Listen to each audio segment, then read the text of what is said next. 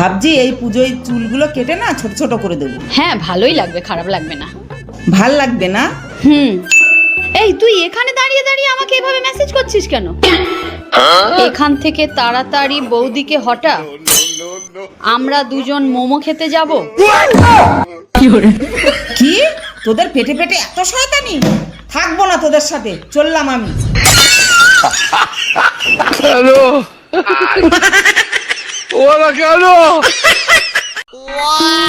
বলছি শুনুন, এইটা কি আপনার বান্ধবী হয়? হ্যাঁ, সেই ছোট্টবেলার বান্ধবী। এই বান্ধবী কি আপনার আপদে বিপদে আপনার সবসময় সঙ্গে থাকে? হ্যাঁ, সব আপদে বিপদে ও আমার সঙ্গেই থাকে। মনে হয় এই মালটাই অপয়া।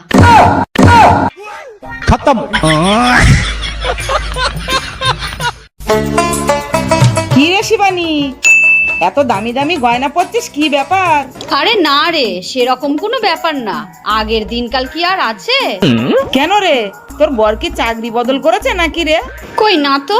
তাহলে আমি তো গত মাসে বরটাকেই বদল করে নিয়েছি।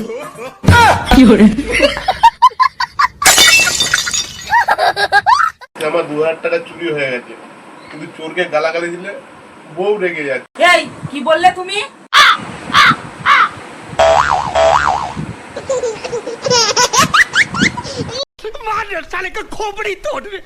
শোনো না, এই ব্যাগটা নেবো না এই ব্যাগটা নেবো? তুমি যেই ব্যাগ নাও, টাকা তো আমার পকেট থেকেই যাবে।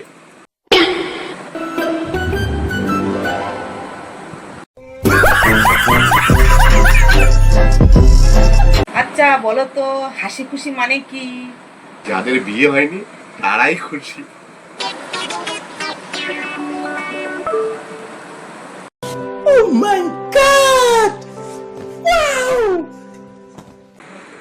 I love you. থাপ্পড় খেয়েছো? বাইরে জিনিস খেতে আমার মা বারণ করেছে।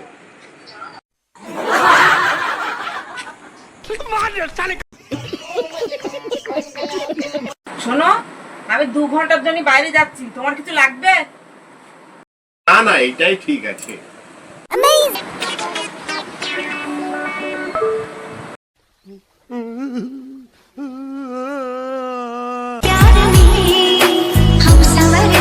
কি ভাবছো তুমি? ভাবছি তোমাকে না দেখে আমি বিয়েতে হ্যাঁ বলে দিলাম, তোমার কত ভাগ্য ভালো। এবার তুমি দেখো তুমি কত ভাগ্যবতী, আমি তোমার দেখার পরেও বিয়েতে আমি না বলিনি। আজকে নাগ পঞ্চমী, দেখো তো শাড়ি পরে আমাকে কেমন লাগছে। একদম নাগিনীর মতো লাগছে, মনে হচ্ছে এক্ষুনি সবল মারবা।